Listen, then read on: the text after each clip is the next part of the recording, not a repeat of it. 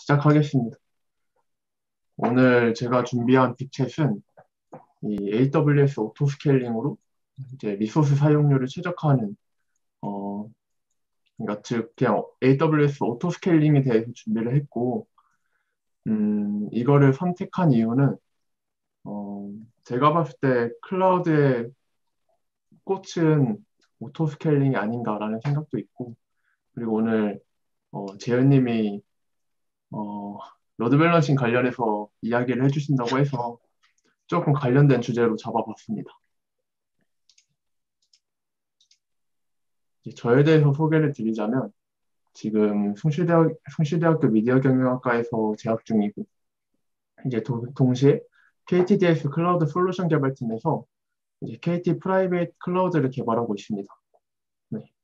그리고 뭐 잡다한 거 여러 가지 많이 하는데 좀 주로 하는 거는 이제 백엔드 개발을 맡고 있고 그리고 이제 항상 데이터에 관심이 많아서 최근에는 데이터를 좀 활용할 수 있는 머신러닝과 딥러닝에 관련된 공부를 좀 많이 하고 있는 편이고 그리고 이거를 어떻게 클라우드 환경에서 좀 학습을 시키고 어떻게 클라우드 환경에서 어플리케이션화 할까에 대해서 좀 관심이 많은 편입니다.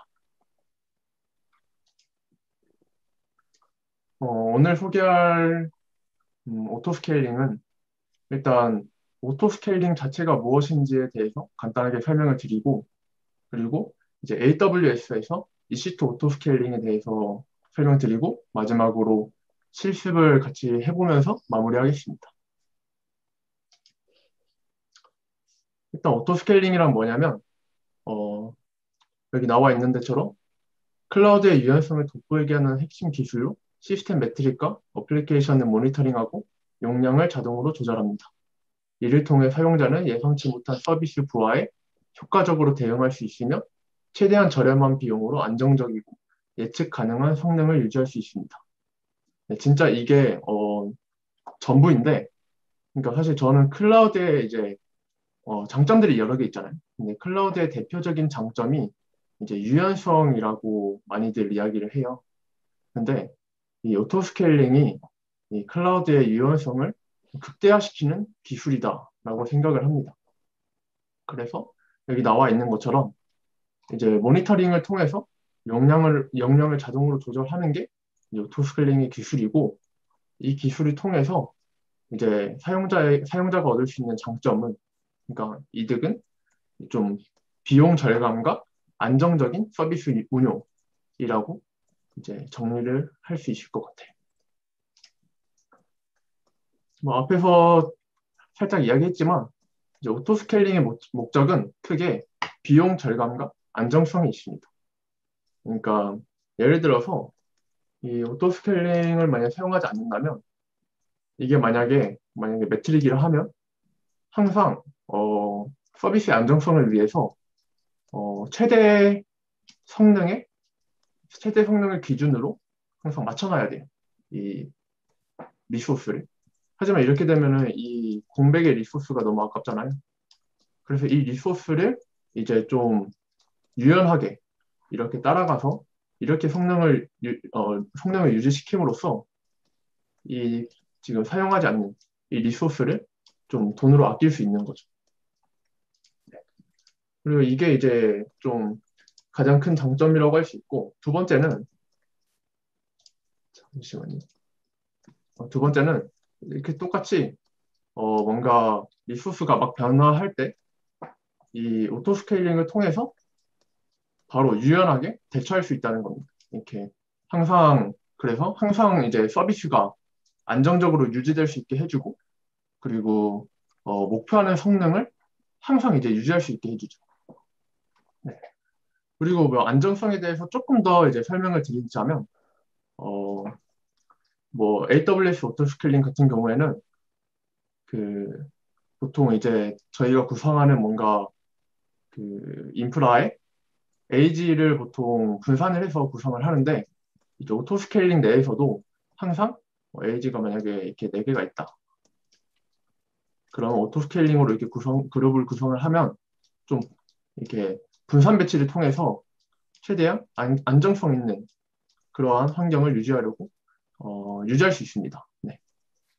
그리고 뭐 추가적으로는 이제 이렇게 성능이 임계치를 찍기 전에 미리 이 매트릭 정보나 어플리케이션 뭐 그런 헬스 정보를 미리 학습을 해서 임계치에 가기 전에 얘가 임계치에 갈 것 같으니까 조금 더 미리 예측해서 음, 그, 리소스를 조정을 해주자라는 뭐 이러한 이제 기능도 이제 AWS 오토스케일링에서 이제 제공을 하고 있습니다.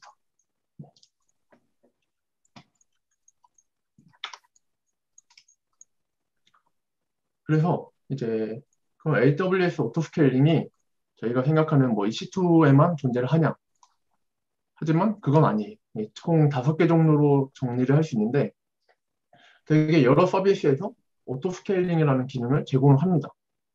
그러니까 뭔가 저희가 잘 알고 있는 이제 평상시에 생각하는 이런 EC2에서도 오토스케일링 가능하고 EC2뿐만 아니라 ECS에서도 뭔가 로드 변동에 따라서 그 ECS 서비스 그런 요청 카운트를 늘리거나 줄이거나 이러한 기능을 제공을 하고 이제 스파플릿으로 이제 인스턴스를 구성했을 때도 뭔가 그 가격이나 용량 뭐 이런 것 때문에 이제 중단된 인스턴스들을 시작하거나 종료하거나 뭐 이런 것들도 다 이제 오토스케일링에 포함된다고 이제 볼 수 있습니다. 그리고 뭐 DB적인 측면에서도 다이나모 DB 같은 경우에는 뭔가 테이블이나 글로벌 인덱스 같은 거를 사용해서 좀 리드라이트 용량을 늘려서 트래픽이 급격하게 증가했을 때 좀 스톨링 없이 이런 거를 해소할 수 있고 오로라 같은 경우에도 뭔가 그 싱글 마스터 레플리케이션을 이용해서 이제 뭔가 워크로드 같은 거에 변화가 좀 많을 때 그런 클러스터에 프로비저닝 되어 있는 이런 리플리카 수를 좀 동적으로 조정할 수 있습니다. 뭐 이렇게 이제 AWS 오토스케일링이 가능한 리소스들이 되게 여러 개가 있는데 오늘 하루에 다 알아볼 수 없어서 저는 가장 기본적인 EC2 오토스케일링에 대해서 오늘 말씀을 드리고자 합니다. EC2 오토스케일링은 뭐냐면 말 그대로 아까 말씀드린 바와 같이 이제 아마존 EC2의 인스턴스를 유지하는 그런 컨트롤하는 그런 오토스케일링이라고 볼 수 있고 이제 좀 중요한 용어가 있는데 이 오토스케일링 그룹이라는 게 굉장히 중요한 개념입니다. 얘는 뭐냐면 EC2 인스턴스의 모음이라고 볼 수 있는데 이 그룹 안에서 인스턴스의 최소 개수나 최대 개수 그리고 뭐 어떤 상황에 스케일 인을 하고 스케일 아웃을 할 건지 그러니까 어떤 상황에 인스턴스를 늘리고 줄일 건지 이러한 기준들이 다 오토스케일링 그룹을 기준으로 이제 진행이 되기 때문에 이 개념이 가장 기본적인 EC2 오토스케일링의 개념이라고 보시면 될 것 같아요. 그리고 뭐 이외에도 EC2 오토스케일링을 하면서 되게 밀접하게 관련된 서비스들이 지금 보시는 것과 같이 뭐 ELB나 클라우드워치, 클라우드 트레이 같은 것들이 있는데 이거는 앞으로 지금 계속 설명을 하거나 뭔가 실습을 하면서도 계속 나오게 될 이제 서비스들이에요. 근데 간단하게 설명을 하고 넘어가자면 뭐 ELB 같은 경우에는 다들 아시겠지만 이제 오토스케일링 그룹 내에서 인스턴스들이 막 증가하고 감소하면 얘네들에 대해서 뭔가 로드 밸런싱을 해줘야 되는데 이거에 대해서 좀 자동으로 되는 자동으로 바인딩 언바인딩 되는 그러한 기능을 좀 제공을 하고요. 그리고 클라우드 워치 같은 경우에도 오토스케일링에서 가장 중요한 게 이제 헬스 체크잖아요. 뭔가 모니터링인데 이 모니터링을 기본적으로 클라우드 워치를 통해서 수집을 합니다. 수집을 하고 알림을 발송하고 이런 것들을 이제 클라우드 워치 통해서 하고 있고 그리고 이제 뭔가 AWS를 그러니까 운용하는 계정 입장에서는 이 그 클라우드 트레이를 이용해서 EC2 오토스케일링 API에 대한 그런 호출이나 뭔가 기타 서비스를 수행한 그런 호출 같은 거를 이제 모니터링 할 수 있고, 로gin까지 할 수 있습니다. 이거는 이제 조금 더 자세하게 설명을 하려고 적어 놓은 건데요. 오토스케일링 그룹이 계속 나오는 것만큼 좀 중요한 개념이에요. 네. 그래서 이 오토스케일링 그룹에서는 아까 말씀드린 바와 같이 뭔가 최소 아니면 최대 인스턴스 개수를 좀 설정을 할 수 있고, 그리고 희망 인스턴스 개수를 설정을 할 수 있는데, 이 희망 캐패시티라는 거는 그 오토스케일링 그룹이 처음 딱 시작했을 때 몇 개의 인스턴스를 가지고 시작을 할 거냐, 뭐 그런 개념이라고 보시면 됩니다. 뒤에서 또 설명을 드릴게요. 그리고 런치 컨피그레이션은 그 오토스케일링 그룹에서 인스턴스가 생성이 될 거잖아요. 근데 인스턴스가 생성이 되려면 어떤 인스턴스를 생성을 할지를 정해놔야겠죠. 그냥 아무거나 다 뭐 랜덤으로 찍어낼 수는 없잖아요. 그렇죠?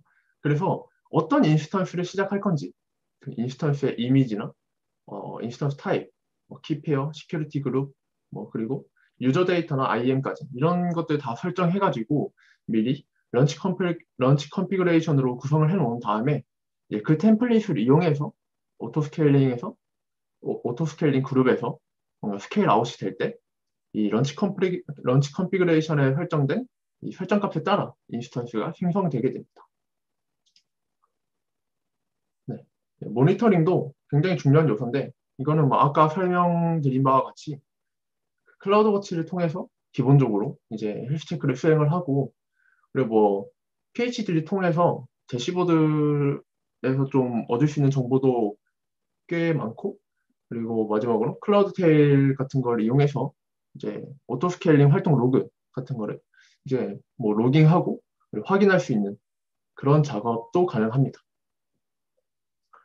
이제 엘라스틴 로드 밸런싱 같은 경우에는 음, 오늘 또 재현님이 설명을 해주시겠지만 간단하게 설명을 하자면 이제 EC2에 들어오는 애플리케이션 트래픽을 혹은 네트워크 트래픽을 이제 분산할 때 로드 밸런싱을 하게 되는데, 어, 이 오토스케일링 그룹에 들어오는 모든 웹 트래픽에 대해서 그냥 단일 접점으로 ELB를 하나 구성해 놓으면은 하나하나 되게 설정해 줄 필요 없이 좀 유용하게 사용할 수 있겠죠. 이거는 이제 뭐 인프라 구성하기 나름이겠지만 기본적으로 로드 밸런싱이 오토스케일링에 있어서 좀 많이 중요합니다. 그래서 거의 대부분 붙인다고 보시면 될 것 같아요. 그리고 맨 마지막에 또 중요한데, 이제 아까 오토스케일링 그룹에서 뭔가 모니터링을 해서 스케일 인을 하고 스케일 아웃을 한다 했잖아요. 근데 그게 단순히 EC2의 매트릭 정보만이 아닌 이 ELB에서 제공하는 그런 헬스 체크를 기반으로도 이제 오토스케일링 그룹의 인스턴스가 조정하고 뭐 관리될 수 있습니다.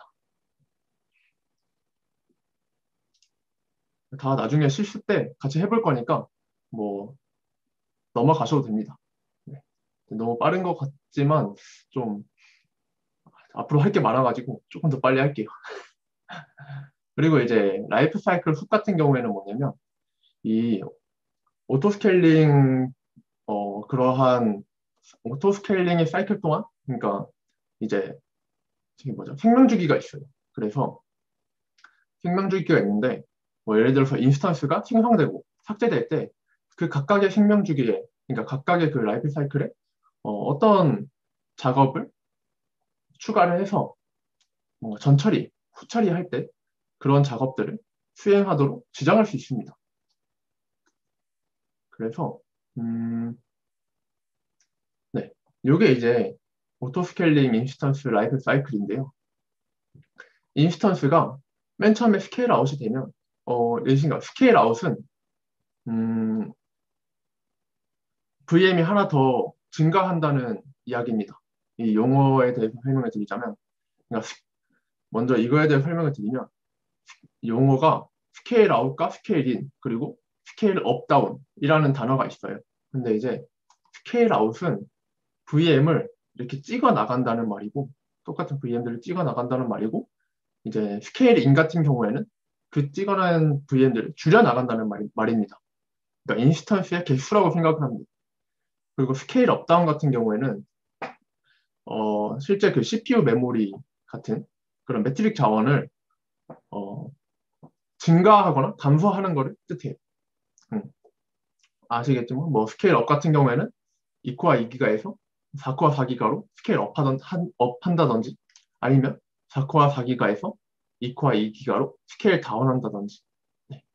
이러한 용어를 알아두시면 좋고 일단 기본적으로 오토 스케일링에서는 스케일 아웃을 지원을 합니다. 이거는 이제 뭐 비용적인 측면에서 좀 많이 유리한데요. 비용적인 측면에서도 유리하고 시스템 운영의 좀 안정성과도 좀 밀접하게 관련되어 있습니다. 간단하게 설명을 하면 이제 만약에 1코어 1기가짜리를 100배의 성능을 낸다고 하면은 100코어 100기가짜리 그 인스턴스 하나를 주는 것보다 이 1코어 1기가짜리 인스턴스를 100개를 두는 게 훨씬 비용 면에서 유리합니다. 그리고 아마 AWS 같은 경우에는 또 VM을 많이 사용하면은 그만큼 또 할인도 해주니까 좀 더 유리하겠죠.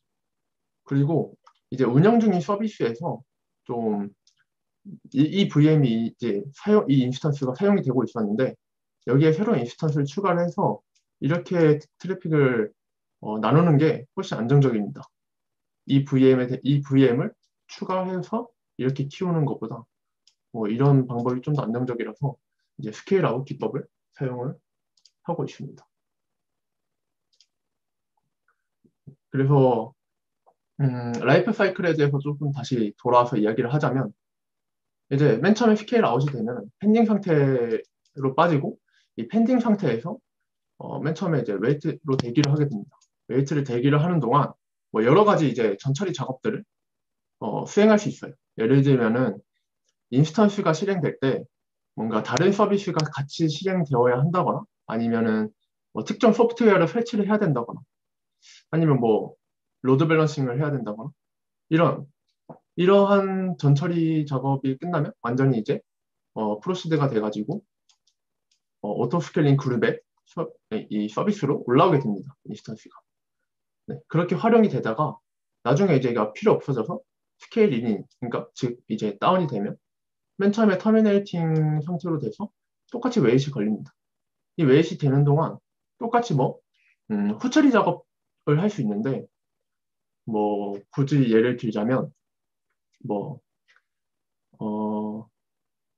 이 안에 있는 로그나 아니면 기타 데이터들을 S3로 옮긴다던가 아니면 뭐 인스턴스가 완전히 종료되기 전에 뭐 람다 함수를 호출을 한다거나 뭐 기타 그런 작업들을 수행을 할 수 있습니다.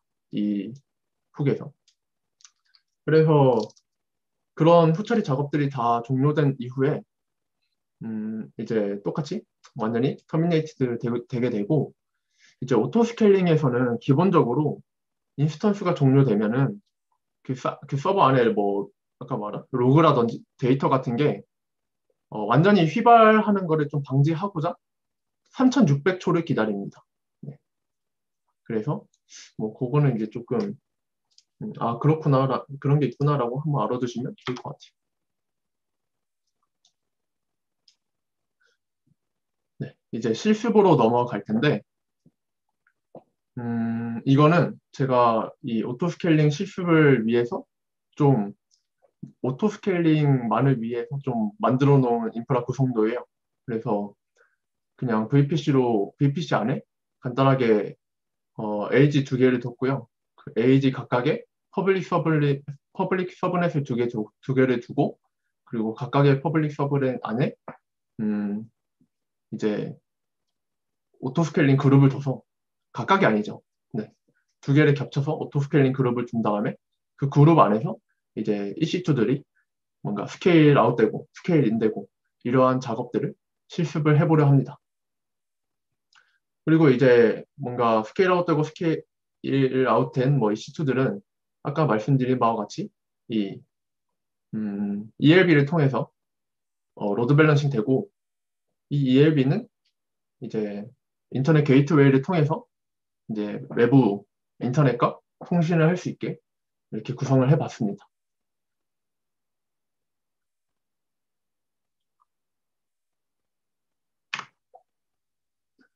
실습 시나리오인데 이렇게 많죠. 좀 많아요. 이게 좀 많고 제가 당연히 실습을 해야 되니까 미리 해봤는데 시간이 굉장히 오래 걸리더라고요. 그래서 원래는 좀 어느 정도 구성을 해놓고 오늘 같이 해보고 싶었는데 이게 시간이 너무 오래 걸릴 것 같아서 제가 좀 캡처를 해서 이제 같이 좀 핵심 부분만 짚고 넘어갈 수 있게 준비를 해왔습니다. 간단하게 설명을 드리면 뭐 음, 그 오토 스케일링에서 이제 그룹에서 스케일 아웃될 인스턴스를 위해 뭔가 기존에 이제 세팅하는 부분들이 있고 그리고 오토 스케일링 그룹에 대해서 설정하는 부분이 있고 마지막으로는 그 오토 스케일링 그룹에서 뭔가 실제로 스케일 아웃이 이루어지고 스케일 인이 이루어지고 뭐 이러한 작업들을 이제 테스트해보는 그러한 과정을 거쳐서 실습을 마무리하려고 합니다. 잠시만요.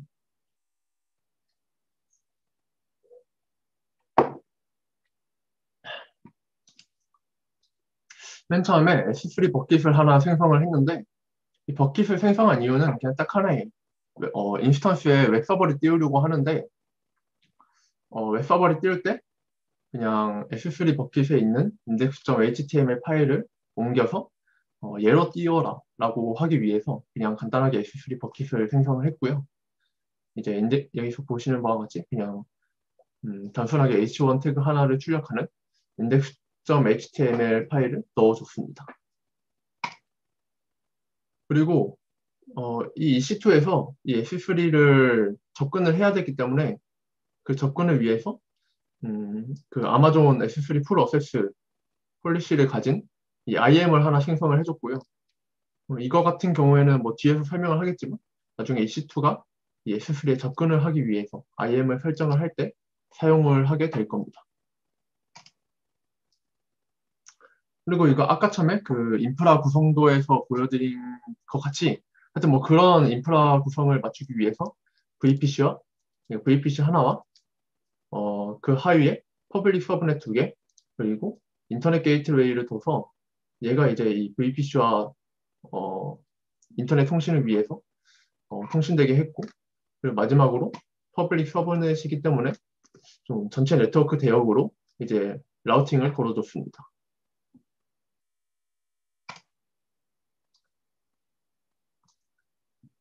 네, 그리고 이제 아까 처음에 말씀드린 바와 같이 어, 이미지를 생성을 해야 돼. 이 오토스케일링 그룹에서 스케일 아웃되는 VM들에게 너 어떤 이미지로 어떤 인스턴스를 띄울 거야? 라고 하는 그 이미지를 생성해 줘야 되는데 그 이미지를 생성하기 위해서 일단 가장 디폴트로 이제 잡고 있을 그냥 그 웹서버 하나를 띄웠습니다. 이 웹서버는 그냥 아마존 리눅스2 AMI를 사용을 했고 그리고 T3 마이크로를 사용을 했습니다. 그리고 아까 IM 만들었죠. 이 웹서버에서 S3를 접근을 해야 되기 때문에 이 S3 풀 어세스 폴리시를 가진 IM을 이제 설정을 해줬고 그리고 뭐 아까 전에 방금 만든 그냥 서브넷 하나 서브넷에 이제 찍히게 해줬습니다. 그리고 유저 데이터 같은 경우에는 그 인스턴스가 올라올 때 최초에 어떤 설정을 할 거냐라는 거로 생각을 하시면 돼요. 인스턴스가 시작될 때. 그래서 이거 같은 경우에는 음, 그 뭐죠? 갑자기 생각이 안 나네. 아, 클라우드 이닛.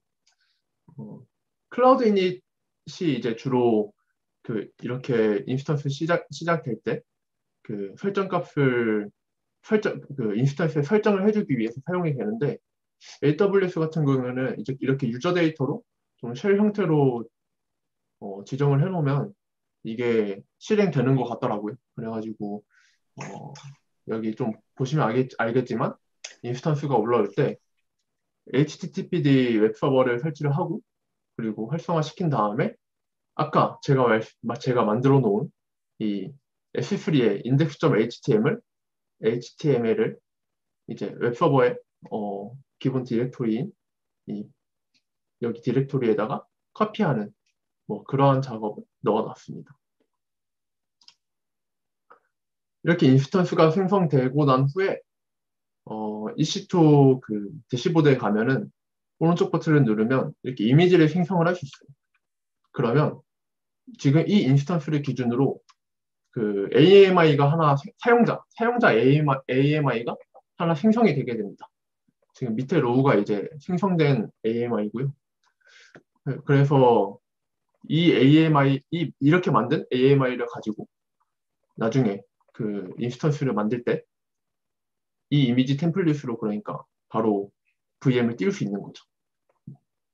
그래서 뭐 실무에서는 이렇게 지금 제가 만든 것처럼 바로 하기도 하지만 뭐 운영하다가 필요한 뭐 소프트웨어나 이런 거 다 설치하고 아니면 뭐 운영을 하던 서버라면 미리 그 스냅샷을 찍어놓고 그 스냅샷에 대한 이미지를 생성해서 그런 걸 좀 날짜별로 관리하고 그렇게 진행을 하는 경우가 많습니다.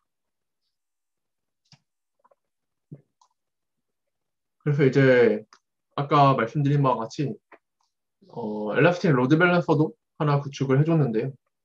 저 같은 경우에는 이 어플리케이션 타입으로 이제 구성을 했습니다. 뭐 ELB 같은 경우에는 뒤에서 설명을 할 거기 때문에 좀 넘어가겠습니다. 네.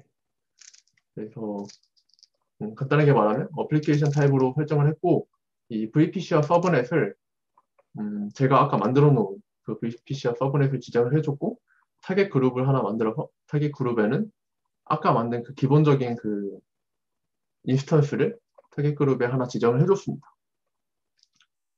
이게 ELB는 나중에 오토스케일링 그룹을 만들고 나서 해도 되지만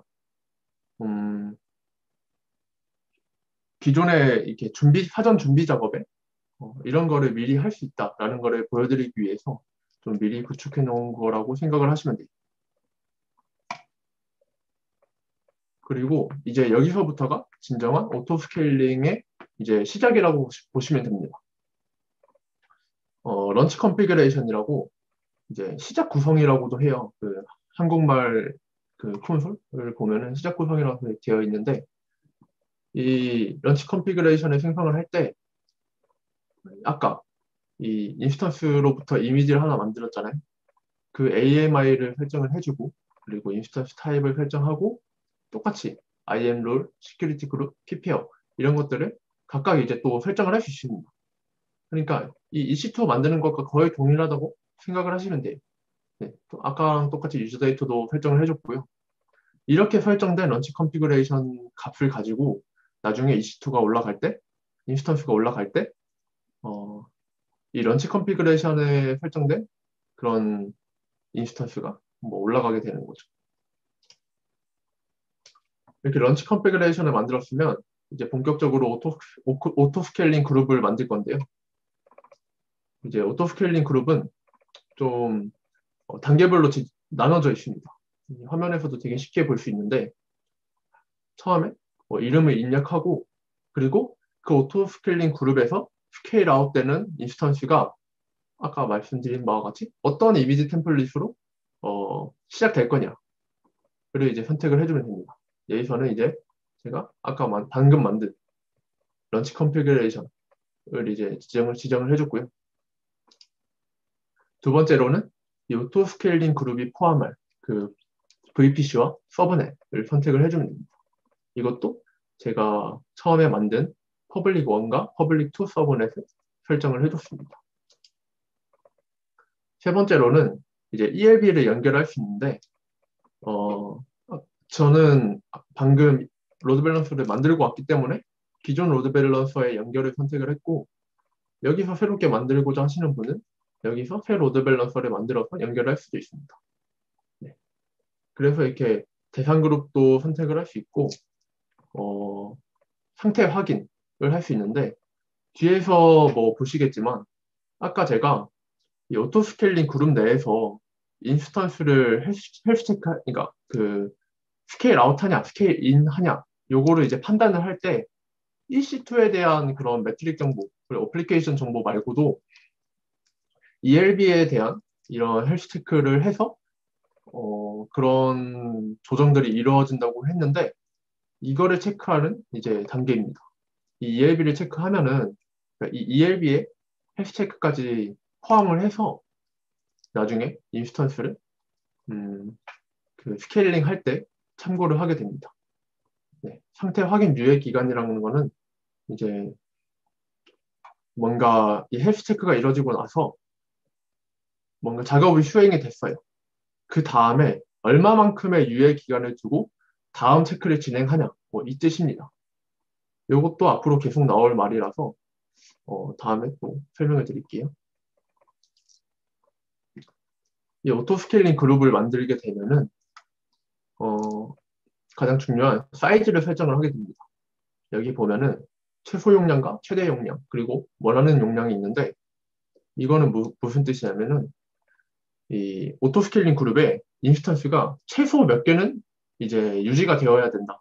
그리고 최대 몇 개는 넘을 수 없다. 뭐 이런 뜻이에요. 이렇게 당연할 수도 있지만 그리고 이제 이 원하는 용량은 디자이어드라고 표현이 되는데 얘는 이제 오토스케일링 그룹이 딱 시작이 되잖아요. 그럼 제가 이렇게 2로 적어놨으면 인스턴스가 최소 두 개로 이제 시작을 하게 됩니다. 그러니까 두 개를 찍고 시작하는 거죠.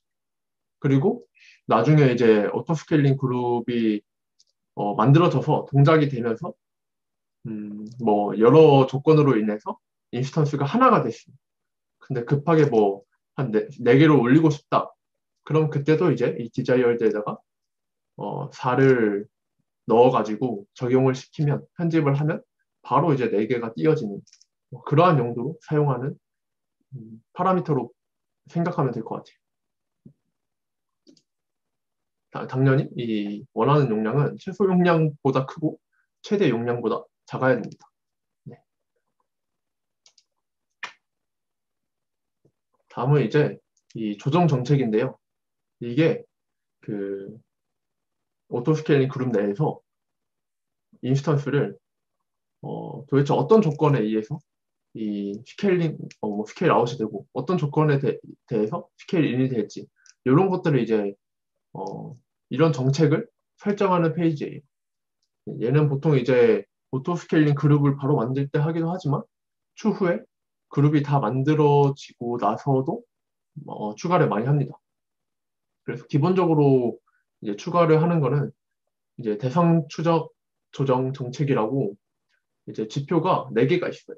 이제 평균 CPU 사용률과 평균 네트워크 입력, 평균 네트워크 출력, 그리고 대상당 이 로드 밸런서 요청수 뭐 이런 식으로 이제 지표 유형을 선택을 해서 대상값을 설정을 하고 그거를 이제 조정 정책으로 지정을 할 수 있고 이제 이 이후에 말하겠지만 그 클라우드 워치와 연동을 해서 이런 조정 정책을 구성할 수도 있습니다. 네, 가장 중요한 거는 이 조정 정책을 사용해서 오토 스케일링 그룹의 크기를 동적으로 조정한다. 뭐 이런 거를 이게 이제 중점 사항입니다. 키워드이에요. 네, 약간 북붙이 잘못됐네요. 하여튼 이거는 이제 알림인데 오토 스케일링 내에서 뭔가 작업이 계속 일어나요. 뭐 인스턴스가 시작되거나 종료되거나 아니면 뭔가 실패되거나 이런 일이 있을 때 이 그 SNS가 AWS 그 심플 노티피케이션 서비스의 약자인데 말 그대로 사용자에게 알림을 보내주는 겁니다.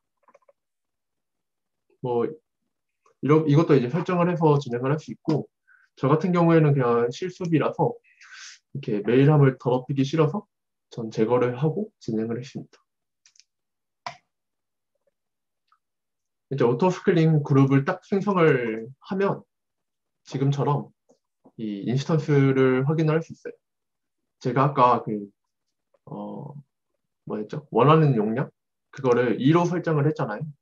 그렇기 때문에 지금 2개의 인스턴스가 이 오토스케일링 그룹 내에 떠 있는 거를 확인할 수 있고 이 로그에서도 이, 이 0에서 2로 증가가 되었다. 성공했다라는 거를 이제 확인할 수 있습니다. 그리고 ELB 타겟 그룹을 가보면요. 아까 로드 밸런싱, 그러니까 EAB를 제가 설정을 하고 타겟 그룹에다가 이 친구 하나만 넣어줬었어요. 이 맨 처음 웹서버.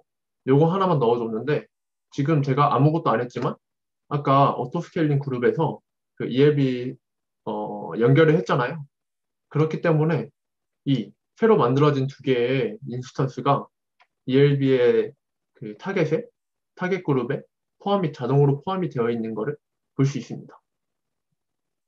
제가 여기서 조금 더 테스트를 위해서 강제로 HTTPD를 좀 망가뜨렸는데, 그러니까 이제 ELB에서는 당연히 언LC가 뜨겠죠. 80 포트로 체크를 못하니까. 이 언LC가 뜨는데, 아까 여기서 저희가 이거를 선택을 했잖아요. 이 ELB를 선택을 했잖아요. 이 ELB는 ELB 상태 확인을 활성화한다. 그렇기 때문에 얘가 똑똑하게도 지금 얘는 ELB 상태 체크가 페일이 났으니까 정상적인 인스턴스가 아니다 라고 판단을 하는 거죠. 그래서 ELB 시스템 헬스가 이제 헬스 체크가 페일을 났고, 그렇기 때문에 이거를 다시 죽이고 하나를 죽이고 또 하나를 새로 살리고, 지금 보면은 1, 2, 하나에서 두 개로 다시 늘어나는 걸 볼 수 있어요. 그러니까 죽이고 살리고 죽이고 살리고 이런 작업이 지금 계속 언LC 그러니까 뭐 뺄 났기 때문에 반복된다는 것을 확인할 수 있습니다. 그래서 이제 좀 또 원활한 테스트를 위해서 제가 오토스케일링 그룹 내에 인스턴스를 하나만 좀 냅뒀고, 그리고 이 ELB 타겟 그룹에도 이제 그룹 내에 정상적인 인스턴스 하나를 냅뒀고, 어, 그 로드 밸런싱 DNS를 통해서 정상적으로 웹서버가 작동하는 것까지 확인을 했습니다. 네, 이 상태에서 이제 그 스케일 인아웃 테스트를 진행을 할 건데요. 맨 처음에는 이 클라우드 워치 알람을 생성을 해야 됩니다. 클라우드 워치가 아까 말씀드린 바와 같이 뭔가 시스템이나 아니면 어플리케이션 매트릭을 좀 수집하는 그런 서비스인데요. 지금 제가 보면 이 오토스케일링 그룹에 대해서 평균 CPU 사용률이 5%보다 작으면은 이제 알람이 생성되도록 하나 만들어 놨어요. 알람을. 그래서 이름을 오토스케일링 알람 디크리즈로 줬습니다. 그러니까 얘는 이 5% 이하로 뭔가 이 오토스케일링 그룹 내에 CPU 사용률이 떨어지면, 평균 CPU 사용률이 떨어지면은 이제 알람이 울리는 거예요. 대신 5분 동안 이게 지속이 된다면. 이렇게 일단 설정을 해놓고, 네, 이렇게 설정을 해놓고 자다 왔습니다. 네. 이거 어제 했는데 너무 졸려가지고 진짜 자다 왔어요. 자다 오니까 당연히 제가 자는 동안 아무것도 안 하고 웹서버를 아무도 안 만졌을 거잖아요. 그래서 당연히 이제 CPU는 바닥을 쳤을 거고, 당연히 이렇게 경보가 발생을 했습니다. 지금 보면 계속 평균 CPU 이용률이 엄청 낮아가지고 경보가 지속되고 있는 것을 확인할 수 있어요. 그렇죠? 그래서 이렇게 경보가 발생을 한 상태에서 제가 그럼 여기서 스케일 인 테스트를 하자라고 해서 조정 정책을 추가했습니다. 이 조정 정책이 아까 막 이것저것 오토 스케일링 그룹 설정할 때 설정을 했었던 바로 그건데요. 이 경보가 발생을 하면 제가 방금 만든 그 클라우드 워치 알람이 발생을 하면 스케일 인이 되도록 이제 폴리시를 만들어 놓은 거죠. 그래서 작업은 이렇게 CPU 사용률이 5보다 작고 이렇게 무한보다 큰 경우에는 인스턴스 하나를 이제 제거하라라는 그런 조정 정책을 만들어 놓은 겁니다. 이렇게 만들면요. 지금 보면 바로 하나가 이제 터미네이팅 상태로 빠졌다가 결국 삭제되는 거를 볼 수 있어요. 그렇죠? 여기 원래 있었는데 삭제됐습니다. 이제 이게 스케일 인이 된 거죠. 자, 스케일 인이 되는 동안 로그를 계속 확인을 해보면 얘가 지금 이 터미네이팅 되는 그 아까 라이프 사이클 훅을 말씀을 드렸잖아요. 그 터미네이팅 되는 그 라이프 사이클 훅에서 이 지금 보면 waiting for ELB connection draining 을 볼 수 있어요. 그러니까 이 ELB 그 언바인딩 하고 있는 거를 기다리고 있다라는 뜻이죠.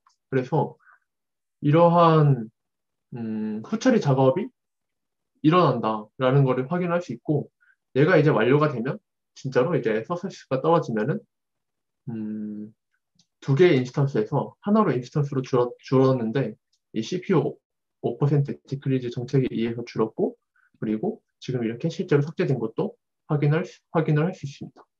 네.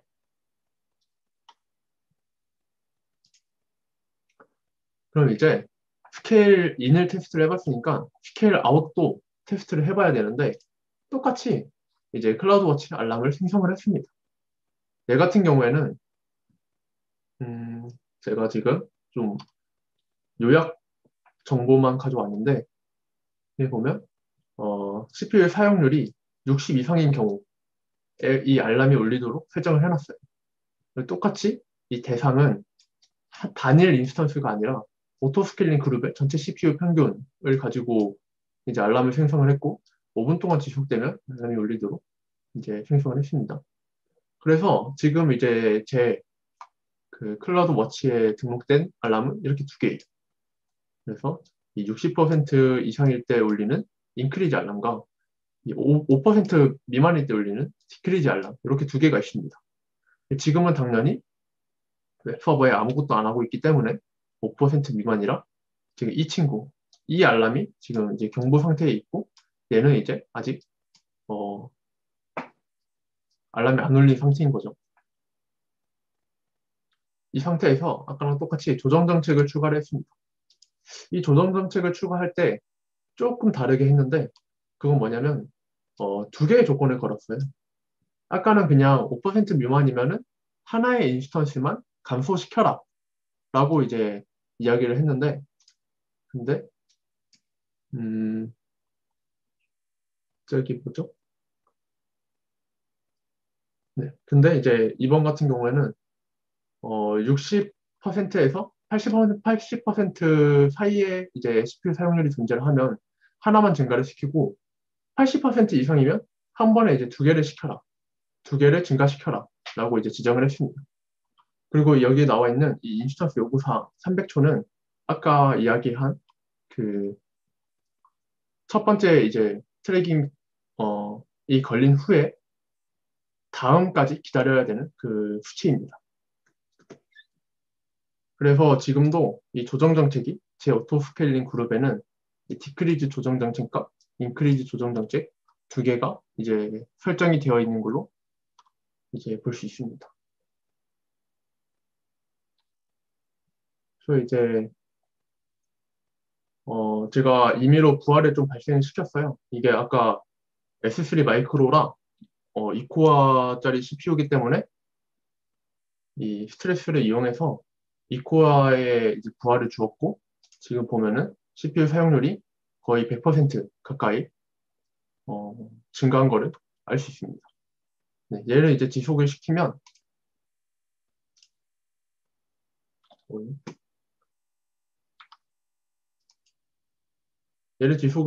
당연히 이제 경보가 발생을 하겠죠. 지금 여기 보면은 인크리즈 경보, 즉 60% 이상인 인크리즈 경보는 켜졌고 아까 5% 이하일 때 발생하는 디크리즈 경보는 꺼졌습니다.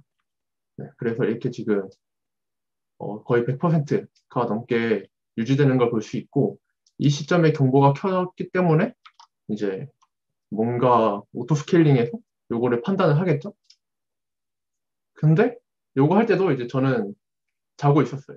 네. 자고 있었어요. 네. 그래서 자는 동안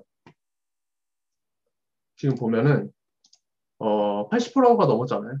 80%가 넘었기 때문에 이 인스턴스 두 개가 켜졌습니다.